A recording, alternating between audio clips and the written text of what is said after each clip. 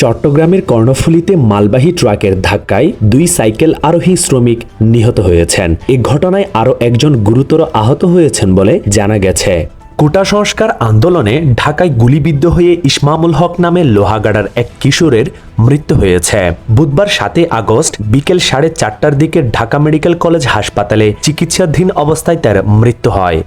কুতুবদিয়া বড় ঘোপ সৈকতে খেলতে গিয়ে পানিতে তলিয়ে গেছে 3 শিশু। একজনের মরদেহ উদ্ধার করেছে স্থানীয়রা। নিহত শিশু বড় ঘোপ ওয়াইদারপাড়ার বাদশার ছেলে আশেক বলে জানা গেছে।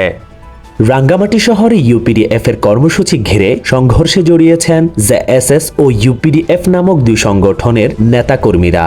বান্দরবনের বালাঘাটা পুলিশ লাইনসে পুলিশ কনস্টেবলদের ডিউটি পালনে অনীহা প্রকাশের দ্বন্দ্বে অতিরিক্ত পুলিশ সুপারকে আটকে রাখার খবর পাওয়া গেছে। বৈষম্য বিরোধী ছাত্র আন্দোলন চলাকালে চট্টগ্রামে গ্রেফতার 200 বিএনপি জামাতের নেতাকর্মী ও আন্দোলনকারী জেল থেকে মুক্তি পেয়েছেন।